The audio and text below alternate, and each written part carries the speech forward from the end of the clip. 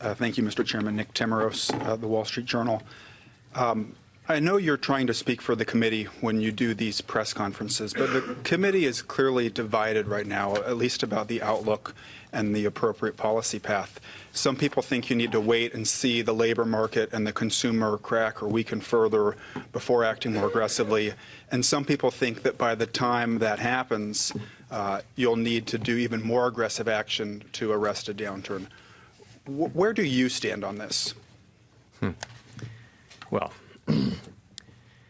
let me just say, on the general point of diverse perspectives, you're right. Sometimes and there have been many of those times in my now almost 8 years at the Fed, many times when the direction is relatively clear and it's relatively easy to reach anonymity. This is a time of difficult judgments, and as you can see, disparate perspectives. And as I really do think that's nothing but healthy, and so I see a benefit in having those diverse perspectives, really.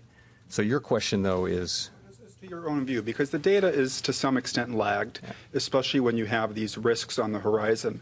And the markets obviously think these risks could materialize more than what you and your colleagues are projecting in the dot plot today. So I wonder, where are your own views about the tension between risk management, which implies some degree of data independence, and this idea of being data dependent? Yeah, so I'll try to get at that this way. I think that the idea that if you see trouble approaching on the horizon, you steer away from it if you can, I think that's a good idea in principle. And I think history teaches us that it's better to be proactive in adjusting policy if you can. I think applying that principle in a particular situation is where the challenge comes. So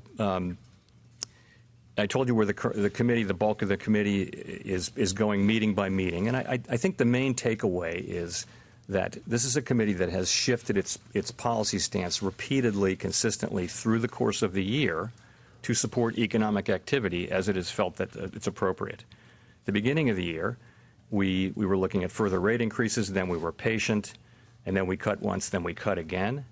And I think you've seen us being willing to move based on data, based on the evolving risk picture. I have no reason to think that will change. I think, but it will continue to be data dependent, and data includes the evolving risk picture. That's where I am, and that's where I think the bulk of the committee is.